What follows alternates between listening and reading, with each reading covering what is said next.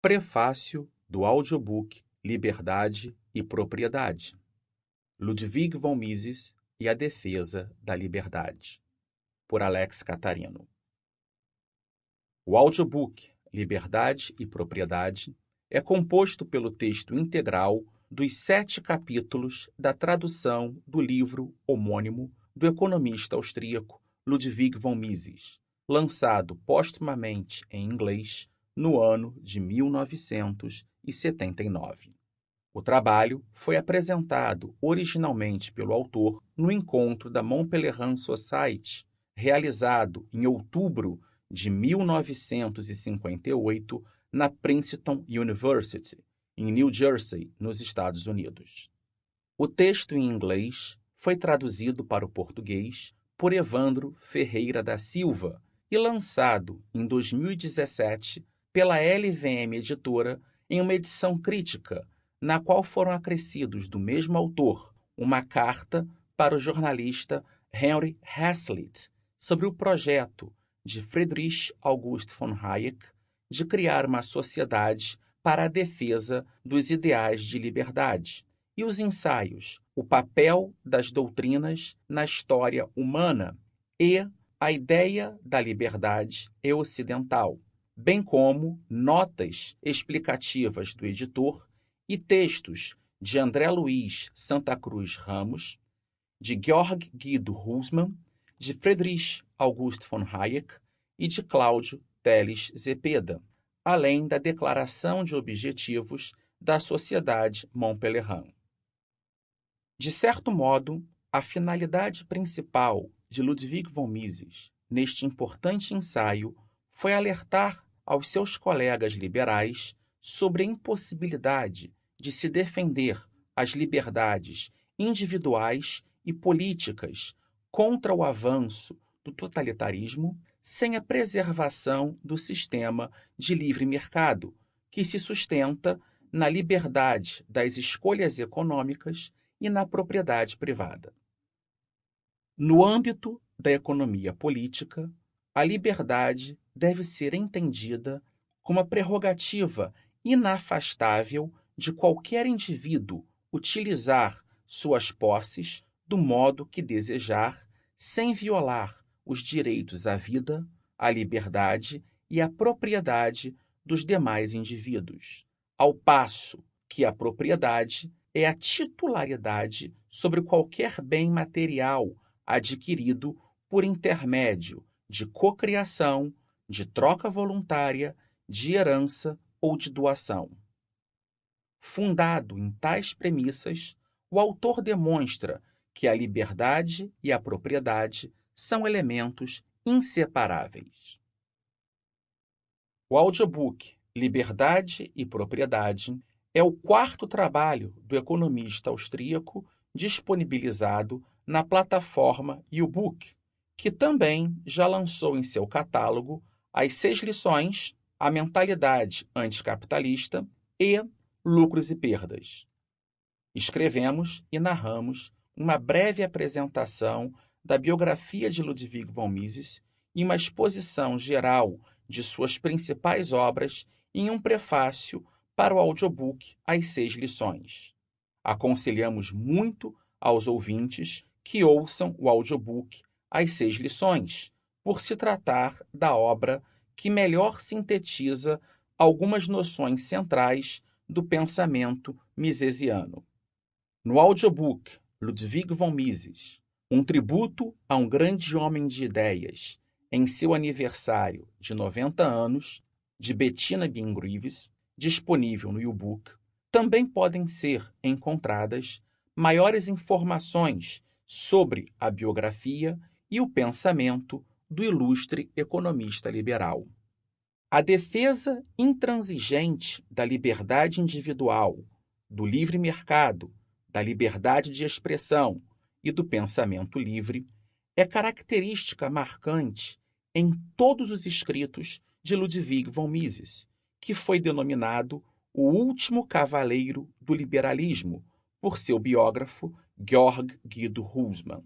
Nenhum outro autor no século XX foi mais incisivo na defesa dos princípios liberais do que o economista austríaco. Tal compromisso com a promoção de uma sociedade livre, fundada no respeito aos direitos do indivíduo, à vida, à liberdade e à propriedade, garantidos pelas instituições do Estado de Direito e da economia de mercado, foi ressaltado por outros importantes autores liberais contemporâneos. O ganhador do Prêmio Nobel de Economia em 1974, seu discípulo Friedrich August von Hayek, por exemplo, observou que já em 1922, com a publicação do livro Socialismo, uma análise econômica e sociológica, Mises foi reconhecido como o principal intérprete e defensor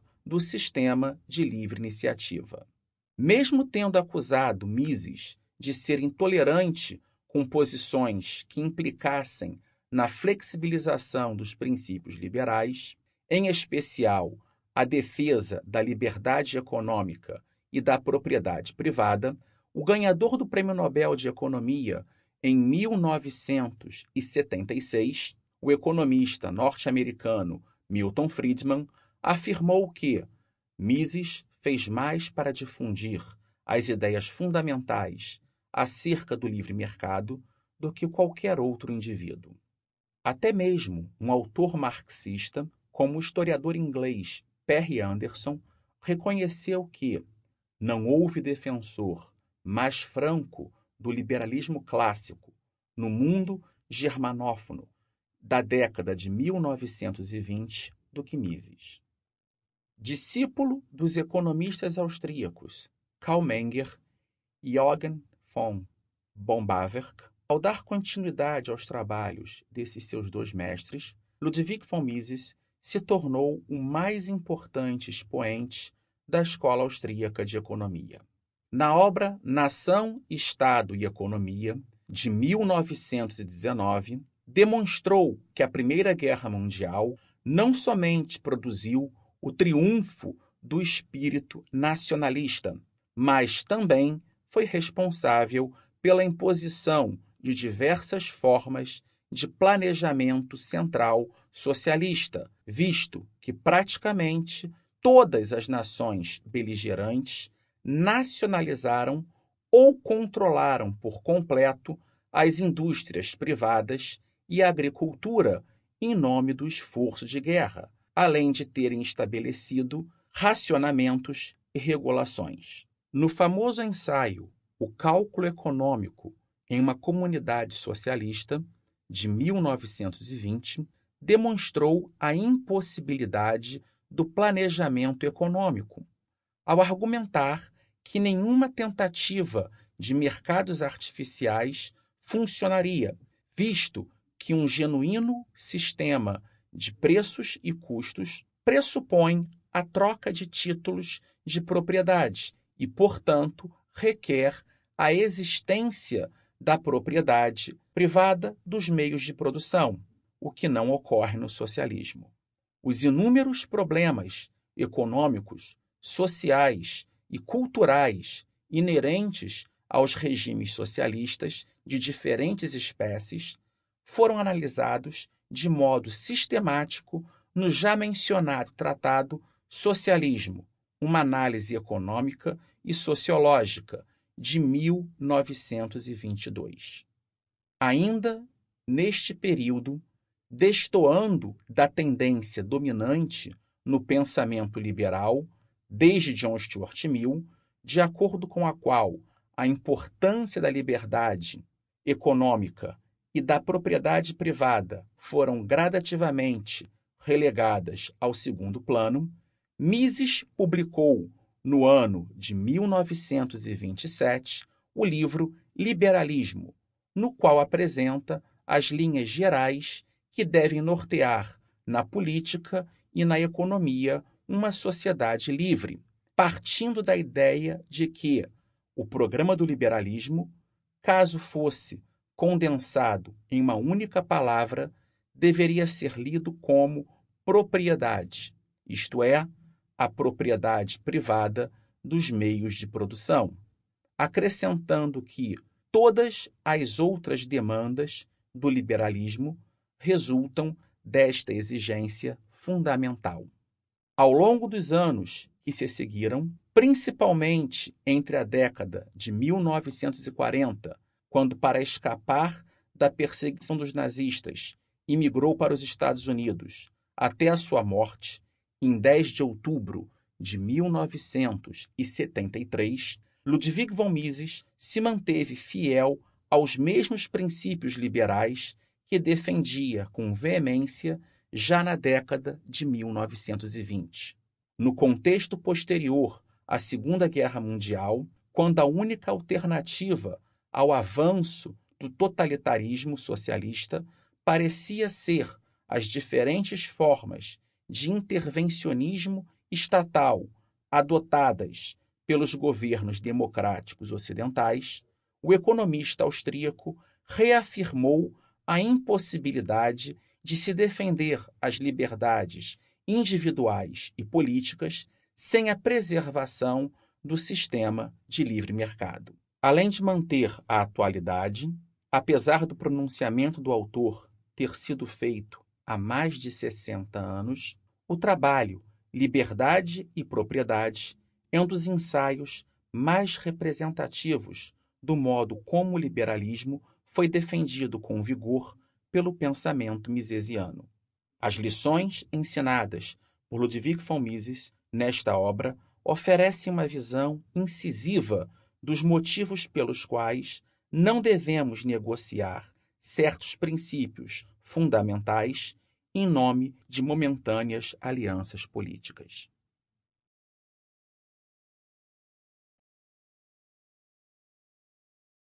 Capítulo 1. As duas noções de liberdade.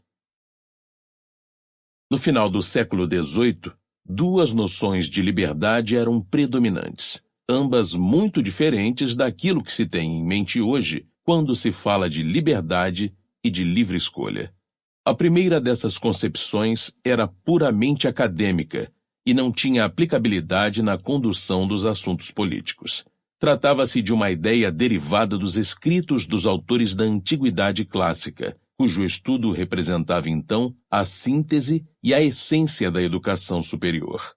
Aos olhos dos autores gregos e latinos, a liberdade não era algo que devesse ser concedido a todos os homens. Era, antes, um privilégio garantido a uma minoria e negado à maioria.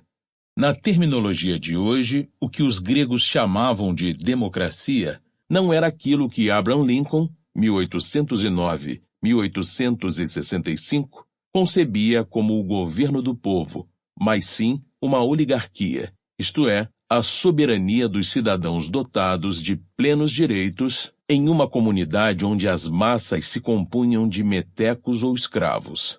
Mesmo essa liberdade limitada, após o século IV a.C., não era abordada como uma instituição constitucional concreta pelos filósofos, historiadores e oradores que a viam como herança de um passado irremediavelmente perdido.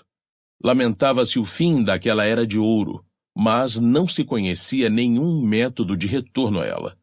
A segunda noção de liberdade não era menos oligárquica, embora não se inspirasse em reminiscências literárias. Provinha do interesse dos aristocratas proprietários de terras e, eventualmente, também de seus equivalentes urbanos, em preservar seus privilégios perante o crescente poder dos reis absolutistas. Na maioria das regiões da Europa continental, os príncipes saíram vitoriosos desses conflitos. Apenas na Inglaterra e na Holanda, as famílias nobres do campo e das cidades conseguiram derrotar as dinastias. O que ganharam, porém, não foi liberdade para todos, mas apenas para uma elite, uma minoria da população. Não devemos condenar como hipócritas esses homens do passado, que defendiam a liberdade ao mesmo tempo em que conservavam os impedimentos legais da maioria, até mesmo a servidão e a escravidão. Eles enfrentavam um problema para o qual não conheciam solução satisfatória. O sistema de produção tradicional era limitado demais para absorver uma população em contínuo crescimento. Crescia a cada dia o número de pessoas para as quais não havia sobrado espaço. no mais pleno sentido da expressão, dentro dos métodos pré-capitalistas de cultivo da terra e de fabricação artesanal de produtos. Esses contingentes caíram na miséria e na fome. Passaram a representar uma ameaça à preservação da ordem social vigente e, por um longo período de tempo, ninguém foi capaz de pensar em uma outra ordem, um novo estado de coisas, que fosse capaz de alimentar esses pobres coitados. Conceder-lhes plenos direitos civis estava fora de questão, e compartilhar com eles a condução dos assuntos políticos era mais inconcebível ainda. O único expediente que os governantes conheciam era silenciá-los por meio da força. Capítulo 2. A liberdade e o capitalismo. O sistema de produção pré-capitalista era restritivo. Historicamente, seu fundamento eram as conquistas militares. Os reis vitoriosos haviam outorgado a terra a seus paladinos, e esses aristocratas eram senhores no sentido literal da palavra, pois seu sustento não dependia de consumidores que comprassem ou se abstivessem de comprar produtos em um mercado. Por outro lado, eles próprios eram os principais consumidores das indústrias de processamento que se organizavam corporativamente sob a forma de um sistema de guildas. Esse esquema de organização era avesso a inovações. Proibia-se todo e qualquer desvio em relação aos métodos tradicionais de produção. Havia empregos apenas para uma quantidade limitada de pessoas, mesmo na agricultura ou no artesanato. Sob essas condições, para usar as palavras de Thomas Malthus, 1766-1834, muitas vezes um homem acaba descobrindo que no grande banquete da natureza não há talher posto para ele, e que a natureza o intima a sair.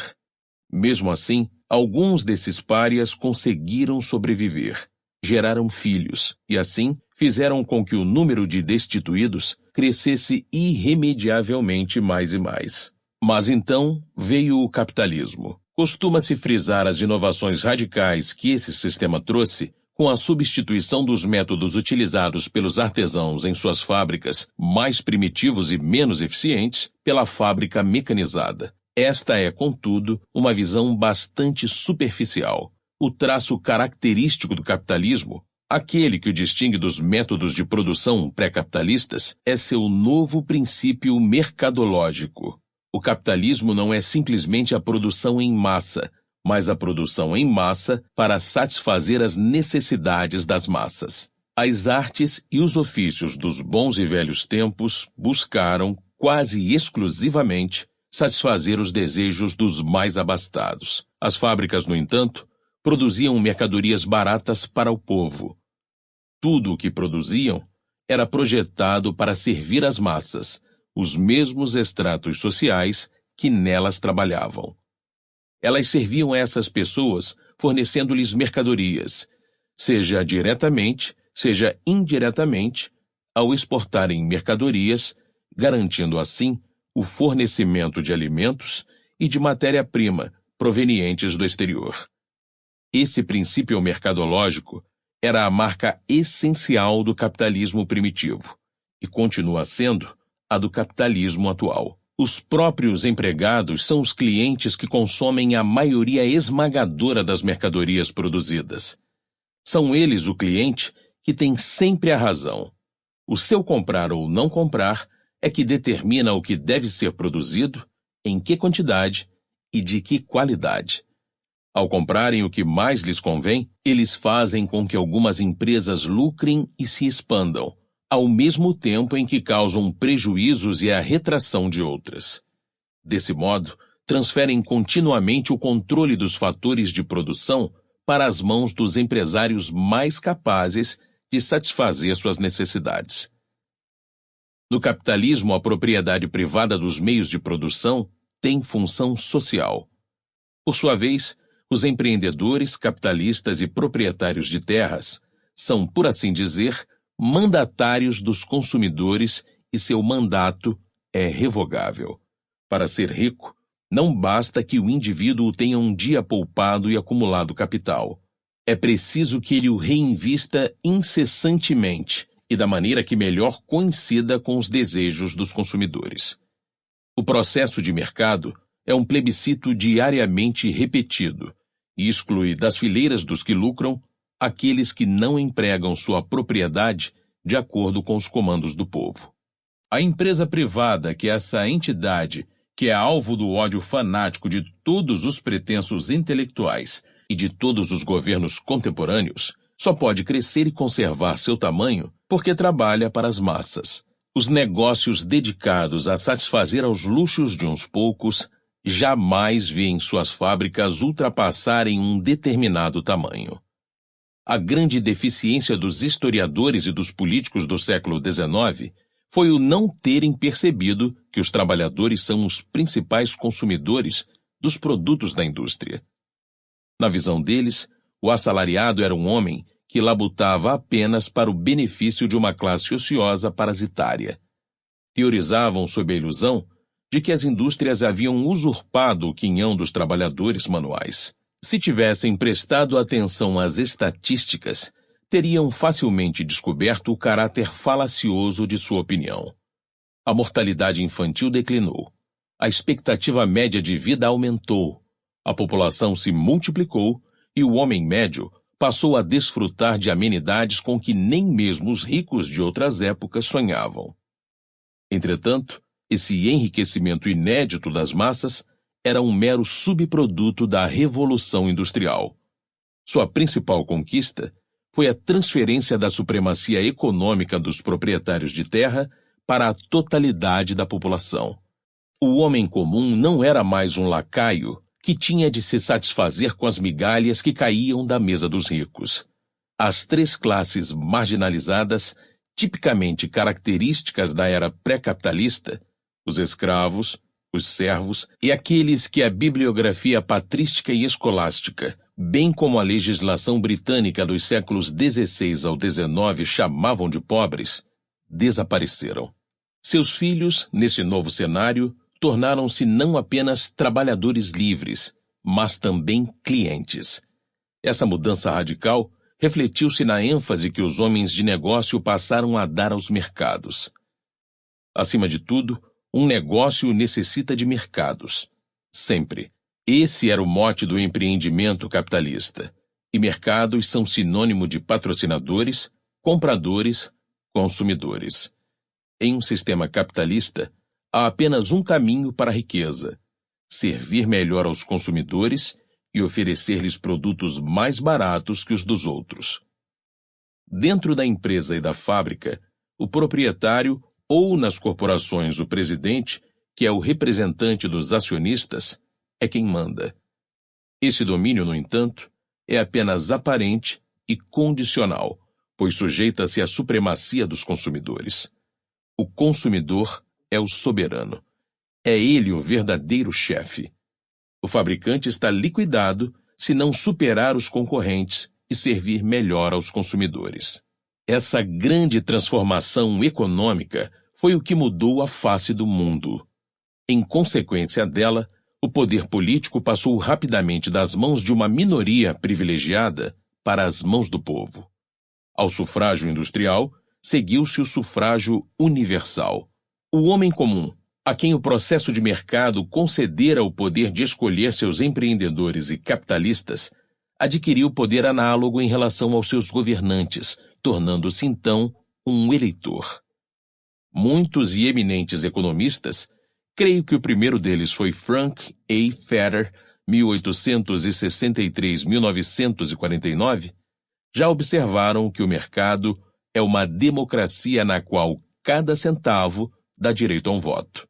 Seria mais correto dizer que esse sistema no qual o povo governa por meio de representantes é uma tentativa de organizar os assuntos constitucionais segundo o modelo mercadológico. Esse projeto, no entanto, nunca chega a se concretizar plenamente, pois no campo da política sempre prevalece a vontade da maioria e as minorias tendem a aceitá-la. No processo de mercado, por outro lado, as minorias também têm vez, desde que não sejam diminutas ao ponto de se tornarem insignificantes. A indústria da moda produz roupas não apenas para as pessoas normais, mas também para os obesos. O mercado editorial publica não apenas livros de aventura no Velho Oeste e histórias policiais, mas também obras para os leitores mais exigentes. Há ainda uma segunda diferença importante.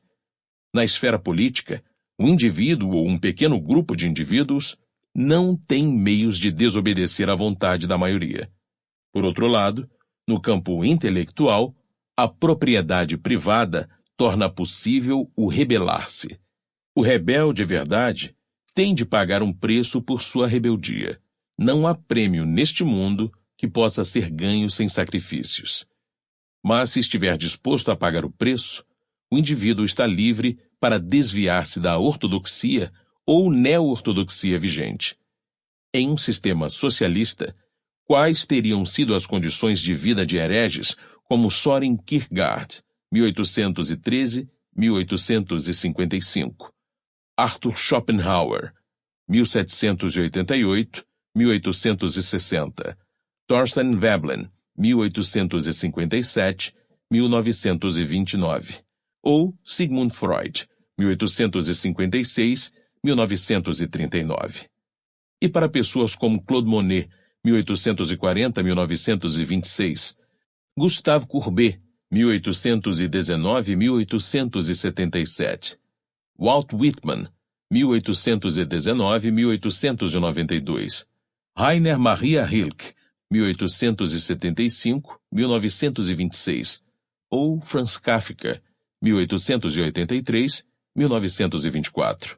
Em todas as épocas do passado, os criadores de novas formas de pensar e agir só puderam atuar porque a propriedade privada tornava possível o desrespeito aos usos da maioria. Poucos desses parasitas gozavam de independência financeira suficiente para que pudessem forçar os governantes a adotarem as opiniões da maioria. Mesmo assim, em meio ao clima público de liberdade econômica então em gestação, encontraram pessoas dispostas a ajudá-los e apoiá-los. O que teria sido de Karl Marx, 1818-1883, por exemplo, sem seu patrono, Friedrich Engels, 1820-1895, empresário do setor industrial. Capítulo 3. A soberania dos consumidores e a preservação da liberdade. O que corrompe inteiramente a crítica dos socialistas ao capitalismo é a sua incapacidade de perceber a soberania dos consumidores na economia de mercado. Enxergam apenas a organização hierárquica dos diversos empreendimentos e projetos, e não conseguem entender que o sistema de lucro força as empresas a servirem aos consumidores. Ao negociarem com os empreendedores, os sindicalistas agem como se somente a malícia e a ganância impedissem a diretoria de pagar-lhes salários mais altos. Em sua miopia, nada enxergam para além dos portões da fábrica. Reunidos com seus patronos políticos, falam de concentração do poder econômico e não percebem que esse poder se encontra ao fim e ao cabo nas mãos do público comprador, do qual os próprios empregados compõem a esmagadora maioria. Essa incapacidade de ver as coisas como elas são reflete-se ainda em diversas metáforas inadequadas, como as de império e aristocracia industriais. Esses indivíduos são demasiado estúpidos para perceber a diferença entre um soberano ou um nobre, que só poderiam ser destituídos por algum conquistador mais poderoso, e um rei do chocolate, que perderia seu império assim que seus clientes decidissem financiar um outro fornecedor. Essa distorção está por trás de todos os planos socialistas. Se algum líder socialista tivesse algum dia tentado ganhar a vida vendendo cachorros quentes, teria aprendido alguma coisa sobre a soberania dos clientes. Esses líderes, no entanto, são revolucionários profissionais, e seu único trabalho é fomentar a guerra civil. O ideal de Vladimir Lenin, 1870-1924, era estruturar um sistema produtivo nacional segundo o modelo dos Correios e Telégrafos, Uma organização que não depende dos consumidores, porque seus déficits são cobertos pela arrecadação compulsória de impostos. A sociedade inteira, dizia ele, deveria tornar-se um grande escritório e uma grande fábrica. O que lhe escapa à visão é que o escritório e a fábrica mudam completamente de caráter quando deixam de garantir às pessoas a oportunidade de escolherem entre produtos e serviços de várias empresas e passam a existir sozinhos no mundo. Como sua cegueira tornava-lhe impossível enxergar o papel desempenhado pelo mercado e pelos consumidores no capitalismo, Lenin era incapaz de perceber a diferença entre liberdade e escravidão, já que aos seus olhos os trabalhadores eram apenas trabalhadores e nunca também consumidores. Ele acreditava que essas pessoas já eram escravas no capitalismo e que sua posição na sociedade não mudaria com a nacionalização de todas as fábricas e empresas comerciais. O socialismo substitui a soberania dos consumidores pela de um ditador, ou comissão de ditadores. Juntamente com a soberania econômica dos cidadãos, desaparece também sua soberania política.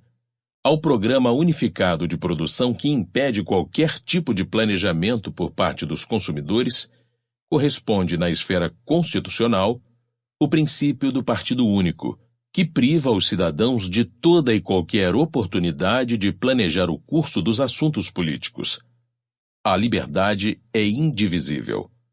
O indivíduo que não tem a oportunidade de escolher entre várias marcas de comida enlatada ou de sabão, também não tem o poder de, escolhendo entre vários partidos e programas políticos, eleger seus representantes.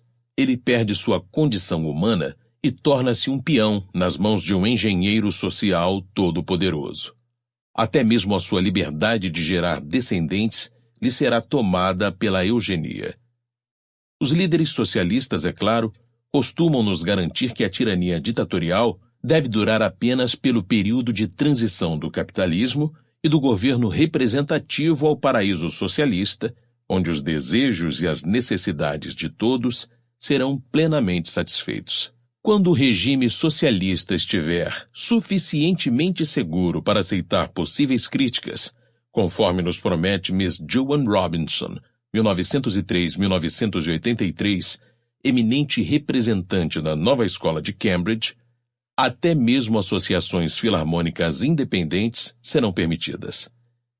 Portanto, a eliminação de todos os dissidentes é a condição para que sejamos conduzidos ao que os comunistas chamam de liberdade.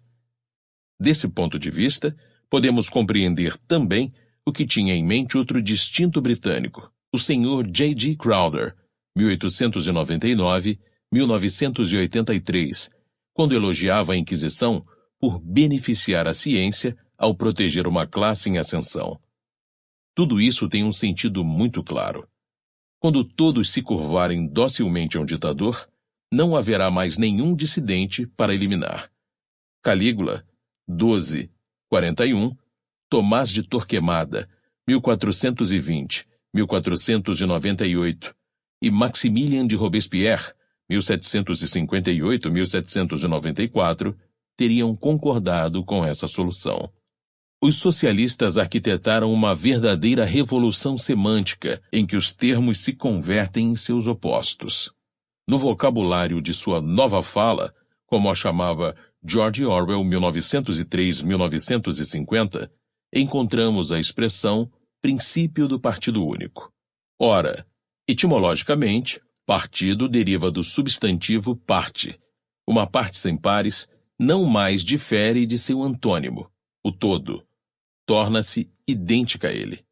Um partido sem pares não é um partido. O princípio do partido único é, na verdade, um princípio da inexistência de partidos. É a suspensão de todo tipo de oposição. A liberdade pressupõe o direito de escolher entre concordância e dissidência. Em nova fala, entretanto, significa o dever de concordar com a proibição incondicional e estrita de toda e qualquer dissidência. Essa inversão da conotação tradicional de todos os termos políticos não é uma simples peculiaridade da linguagem dos comunistas russos e de seus discípulos fascistas e nazistas. Uma ordem social, que ao abolir a propriedade privada, destitui os consumidores de sua autonomia e independência, sujeitando assim todos os homens ao juízo arbitrário de um comitê de planejamento central, não conseguiria obter o apoio das massas se não camuflasse seu caráter verdadeiro. Os socialistas jamais teriam conseguido ludibriar os eleitores se lhes tivessem dito abertamente que seu objetivo último era lançá-los na servidão.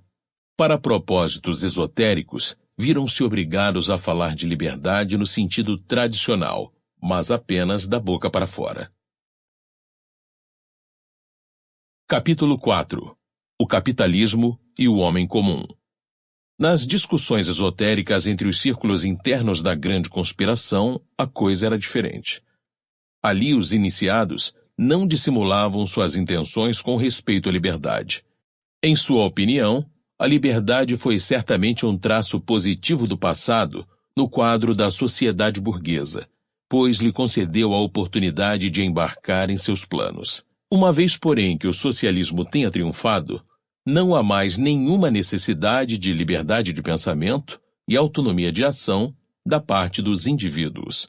Quaisquer transformações ulteriores só podem representar desvios em relação ao estado perfeito a que a sociedade se alçou quando recebeu a dádiva do socialismo. Em tal situação, seria simplesmente insensato tolerar divergências. A liberdade, segundo o bolchevique, é um preconceito burguês. O homem comum não possui ideias próprias, não escreve livros, não concebe heresias e não inventa novos métodos de produção.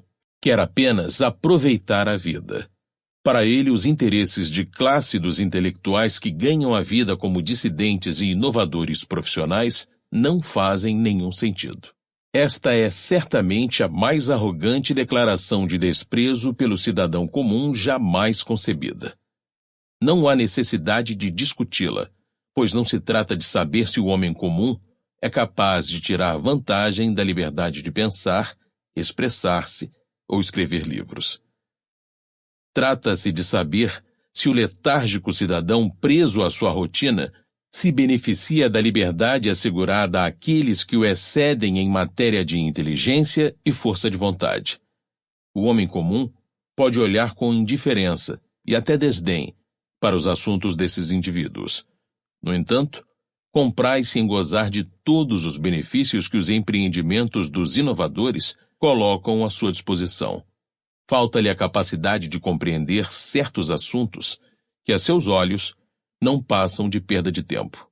Mas assim que os homens de negócios transformam seus pensamentos e suas teorias em empreendimentos cujo objetivo é satisfazer-lhes certos desejos latentes, a primeira coisa que ele faz é adquirir os novos produtos. O homem comum é, sem dúvida, o principal beneficiário de todas as descobertas da ciência e da tecnologia. É verdade que um homem de capacidade intelectual mediana não tem chances de ascender à posição de um dono de indústria. Mas a soberania que o mercado lhe confere no âmbito econômico estimula os tecnólogos e empreendedores a converterem para o seu uso todas as descobertas da pesquisa científica. Esse fato só escapa à percepção de pessoas cujo horizonte intelectual não ultrapassa a organização interna da fábrica e que não percebem o que move os homens de negócios. Os admiradores do sistema soviético não se cansam de repetir que a liberdade não é o bem supremo e que não vale a pena tê-la se isso implicar a percepção da pobreza. Sacrificá-la em prol da riqueza das massas é, a seu ver, algo perfeitamente justificável. Porém, exceto por alguns individualistas insubordinados que não conseguem adaptar-se às maneiras de seus colegas normais, todos os russos estão perfeitamente felizes. Resta saber se essa felicidade é partilhada também pelos milhões de camponeses ucranianos que morreram de fome, pelos prisioneiros dos campos de trabalho forçado e pelos líderes marxistas eliminados em operações de expurgo. Ademais, não podemos ignorar o fato de que o padrão de vida da população era incomparavelmente melhor nos países livres do Ocidente do que no Oriente comunista. Ao abrirem mão da liberdade como preço a pagar pela aquisição da prosperidade, os russos fizeram um mau negócio. Hoje, não possuem nenhuma das duas.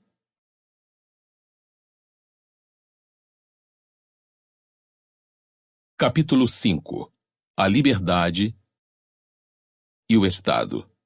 A filosofia romântica desenvolveu-se sob a ilusão de que, nos primórdios da humanidade, os indivíduos eram livres e que o decurso da evolução histórica os destituiu de sua liberdade primordial. Para Jean-Jacques Rousseau, 1712-1778, a natureza deu aos homens a liberdade e a sociedade os escravizou. Na verdade, o homem primitivo estava à mercê de qualquer um de seus semelhantes, que fosse mais forte que ele e, consequentemente, capaz de arrancar-lhe seus escassos meios de subsistência. Não há, na natureza, nada a que se possa dar o nome de liberdade. O conceito de liberdade refere-se sempre às relações sociais entre os seres humanos. A sociedade, de certo, é incapaz de realizar o conceito ilusório da absoluta independência individual. No âmbito social, todo indivíduo depende da contribuição que os outros estejam dispostos a dar para o seu bem-estar, em troca da contribuição que ele mesmo ofereça pelo bem-estar dos outros. A sociedade consiste basicamente no intercâmbio de serviços. Os indivíduos, na medida em que tenham a oportunidade de escolher, são livres.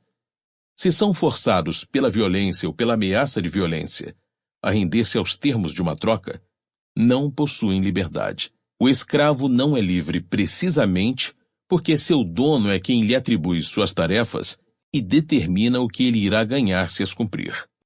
No que diz respeito ao aparato de repressão e coerção que é o Estado, não se pode falar de liberdade. O governo é, essencialmente, a negação da liberdade. É o recurso à violência ou a ameaça de empregá-la para fazer todas as pessoas obedecerem às ordens dos governantes. Em todo o âmbito de sua jurisdição, o que existe é coerção, não liberdade. O Estado é uma instituição necessária. É o meio que torna possível que o sistema social de cooperação funcione corretamente, sem ser perturbado por atos violentos da parte de malfeitores, sejam estes internos ou estrangeiros. O governo não é, como se costuma dizer, um mal necessário. Não é um mal, mas sim um meio, o único de que dispomos para tornar possível a coexistência humana pacífica. Mas é o oposto da liberdade. É sinônimo de bater, aprisionar, enforcar.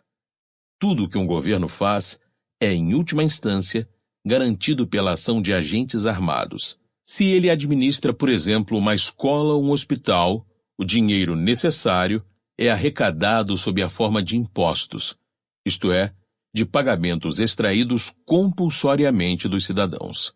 Se atentarmos para o fato de que, sendo a natureza humana tal como é, não pode haver civilização nem paz sem a operação do aparato estatal do exercício da violência, podemos considerar o governo a mais benéfica das instituições humanas.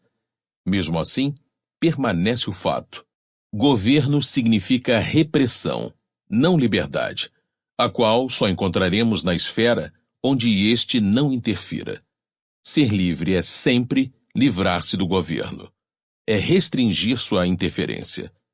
A liberdade só prevalece nas áreas em que os cidadãos tenham a oportunidade de escolher a maneira como querem proceder.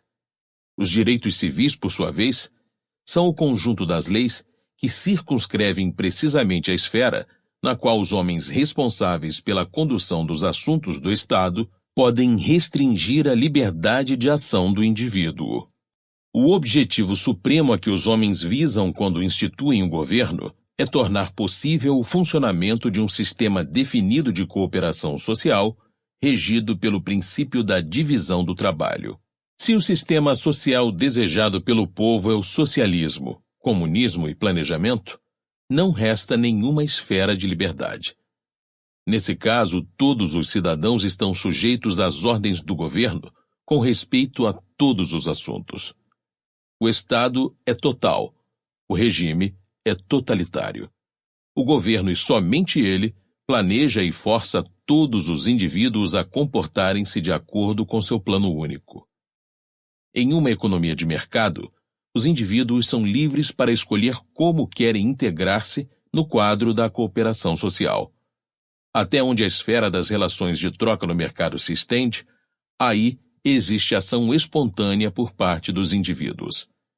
Nesse sistema, conhecido como laissez-faire e batizado por Ferdinand Lassalle, 1825-1864, como Estado vigia noturno, Nachtwachstat, existe liberdade porque é um campo em que os indivíduos são livres para planejar por si mesmos.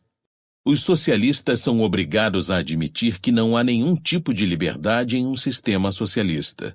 No entanto, para tentar apagar a diferença entre o Estado servil e a liberdade econômica, negam que a troca de mercadorias e serviços no mercado represente qualquer tipo de liberdade. Toda troca no mercado é, nas palavras de uma escola de juristas pró-socialismo, uma forma de coerção da liberdade do outro. Aos seus olhos, não há diferença significativa entre pagar uma taxa ou multa imposta por um juiz e comprar um jornal ou um bilhete de cinema. Em ambos esses casos, o indivíduo é subjugado por um poder que o governa.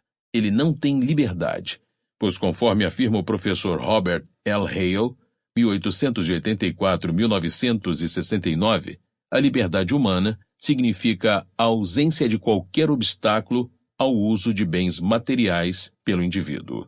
Isso significa dizer o seguinte: não sou livre porque uma mulher que teceu um suéter, quiçá para dar de presente de aniversário ao seu marido, impõe-me obstáculos a que o use. Eu mesmo estou restringindo a liberdade de todas as outras pessoas porque me oponho a que elas usem minha escova de dentes. Ao fazer isso, segundo essa doutrina, estou exercendo um poder de governo privado, que é análogo ao poder público de governo, aquele tipo de poder que o Estado exerce ao aprisionar alguém na penitenciária de Sing Sing, no estado de Nova York. Os defensores dessa fantástica doutrina invariavelmente concluem que a liberdade não existe em parte alguma. Aquilo a que chamam pressões econômicas, afirmam eles, em nada difere essencialmente das pressões exercidas pelos senhores sobre seus escravos. Além disso, embora rejeitem aquilo a que chamam poder de governo privado, não se opõem à restrição da liberdade imposta pelo poder público. Desejam concentrar nas mãos do governo todas as instâncias daquilo a que chamam restrições da liberdade. Por fim, atacam a instituição da propriedade privada, bem como as leis que, segundo afirmam, estão sempre prontas a fazer valer os direitos de propriedade, isto é, a negar a liberdade a quem quer que deseje agir de modo a violá-los. Uma geração atrás, toda dona de casa preparava a sopa a partir das receitas de sua mãe ou de um livro de receitas. Hoje em dia, muitas preferem comprar uma sopa em lata, aquecê-la e servi-la à família. Pois bem, segundo nossos eruditos doutores, a empresa produtora de enlatados adota uma postura de restrição da liberdade da dona de casa, pois ao pedir que se pague um valor pela lata, impõe um obstáculo a que ela use o produto. Qualquer pessoa que não tenha tido o privilégio de aprender com esses eminentes professores, diria que o produto enlatado foi fabricado pela empresa em questão e que esta, ao fabricá-lo, eliminou o maior dos obstáculos conhecidos a que um consumidor adquira e use uma lata de sopa, sua inexistência. A mera essência de um produto não pode beneficiar ninguém se esse produto não existir. Mas isso está errado, dizem os professores. A corporação domina a dona de casa, destrói sua liberdade individual através de uma concentração excessiva de poder sobre ela, e é dever do Estado prevenir uma agressão tão brutal. As corporações devem ser submetidas ao controle do governo, é o que afirma outro integrante desse grupo, o professor Adolf Augustus Berle Jr., 1895-1971, com o apoio da Ford Foundation. Mas por que a nossa dona de casa compra o produto enlatado em vez de manter-se fiel aos métodos da mãe e da avó? Sem dúvida por achar que esse modo de agir é mais vantajoso para ela do que o costume tradicional. Ninguém a forçou a isso. Certas pessoas, atacadistas, publicitários, capitalistas, especuladores, operadores de bolsa de valores, tiveram a ideia de satisfazer um desejo latente de milhões de donas de casa, e para isso, investiram na indústria de enlatados. Da mesma forma, há outros capitalistas igualmente egoístas que, no comando de muitos milhares de outras corporações, fornecem aos consumidores muitos milhares de outros produtos. Quanto mais satisfatoriamente uma empresa serve ao público, mais clientes conquista e mais crescimento experimenta. Entrem na casa de uma família americana e vocês verão por quem funcionam as engrenagens das máquinas. Em um país livre, ninguém é impedido de acumular riqueza, fornecendo ao consumidor melhores produtos e serviços que os já existentes. Para isso só é preciso inteligência e trabalho árduo. A civilização moderna e quase todas as outras, afirmava Edwin Cannon, 1861-1926, o último representante de uma longa linhagem de eminentes economistas britânicos, fundam-se na ideia de tornar as coisas mais agradáveis para quem agrade ao mercado e desagradáveis para quem não consiga agradar-lhe. Toda essa discussão sobre a concentração do poder econômico é vazia. Quanto maior uma corporação, a mais pessoas ela serve, e mais ela depende de agradar aos consumidores, a multidão, as massas. Na economia de mercado, o poder econômico está nas mãos dos consumidores. A alma do negócio capitalista não é a perseverança em um processo de produção que se desenvolveu. Bem ao contrário, é a inovação incessante. São as tentativas diariamente repetidas de aperfeiçoar o que se oferece aos consumidores através de produtos novos, melhores e mais baratos. Qualquer estado efetivo das atividades de produção é meramente transitório. Prevalece sempre a tendência a substituir aquilo que já se alcançou por algo que sirva melhor aos consumidores. As elites se substituem continuamente. O que caracteriza os chamados senhores da indústria é a capacidade de conceber novas ideias e colocá-las em funcionamento.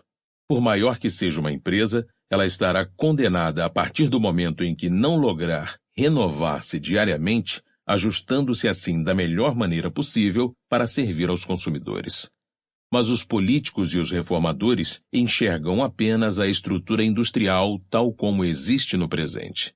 Criem-se suficientemente espertos para tomar o controle das fábricas tal como elas são hoje e gerenciá-las atendendo às rotinas já estabelecidas.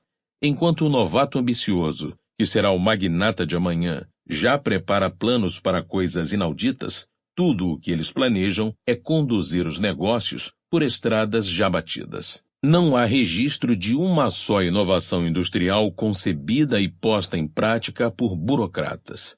Se não quisermos cair na estagnação, devemos deixar livres as mãos daqueles homens desconhecidos de hoje que possuem inventividade suficiente para conduzir a humanidade adiante, a caminho de condições mais e mais satisfatórias. Na organização econômica de uma nação, esse é o problema principal. A propriedade privada dos fatores materiais de produção não é uma restrição à liberdade dos outros de escolher aquilo que mais lhes convenha. Bem ao contrário, ela é o meio que garante ao homem comum, em sua condição de comprador, a supremacia em todos os assuntos econômicos.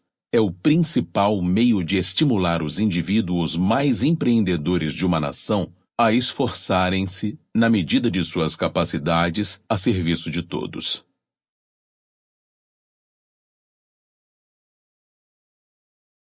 Capítulo 6.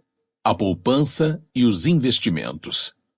Entretanto, as vastas mudanças que o capitalismo provocou nas condições de vida do homem comum não se resumem a fatores como a supremacia de que este passou a gozar no mercado como consumidor e nos assuntos políticos como eleitor, ou o aumento de seu padrão de vida que foi sem precedentes. Não menos importante é o fato de que o capitalismo tornou possível a esse homem economizar, acumular capital e investir.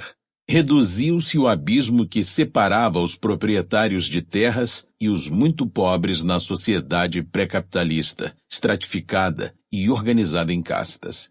Em épocas passadas, o trabalhador assalariado era tão mal pago que dificilmente conseguia guardar algo para si. E quando conseguia, eram somente algumas moedas que tinha de guardar em segredo. No sistema capitalista, um trabalhador competente tem a oportunidade de poupar e há instituições que lhe oferecem a possibilidade de investir seu dinheiro em negócios. Uma parte considerável do capital empregado nas indústrias norte-americanas vem das poupanças dos funcionários. Ao abrirem contas de poupança ou adquirirem apólices de seguro, títulos de dívida e até ações de empresas, os próprios trabalhadores assalariados e profissionais liberais podem auferir lucros e dividendos, tornando-se assim, segundo a terminologia do marxismo, exploradores. O homem comum possui interesse direto na prosperidade dos negócios, não apenas como consumidor e empregado, mas também como investidor. Observa-se uma tendência a apagar-se, em certa medida, a diferença outrora nítida entre os proprietários dos fatores de produção e os demais indivíduos. É claro, no entanto, que essa tendência só se desenvolve onde a economia de mercado não for sabotada por políticas pretensamente sociais. O estado de bem-estar social, com seus métodos de oferta de dinheiro fácil, expansão do crédito e inflação explícita, abocanha continuamente pedaços de todos os compromissos a pagar em unidades de moeda corrente de um país. Os autonomeados defensores do homem comum ainda seguiam pela ideia obsoleta de que uma política que favoreça os devedores às custas dos credores é muito benéfica para a maioria.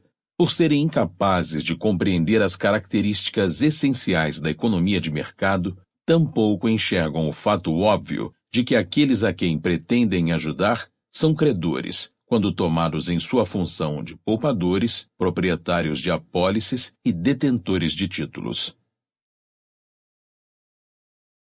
Capítulo 7. A filosofia individualista e o capitalismo. O princípio distintivo da filosofia social ocidental é o individualismo. Seu desígnio é a criação de uma esfera na qual o indivíduo seja livre para pensar, escolher e agir sem sofrer a interferência do aparato social de coerção e opressão, o Estado. Todas as conquistas espirituais e materiais da civilização ocidental são resultado da atuação dessa ideia de liberdade. Essa doutrina, juntamente com o projeto individualista e capitalista, bem como sua aplicação aos assuntos econômicos, não precisa de apologistas e propagandistas.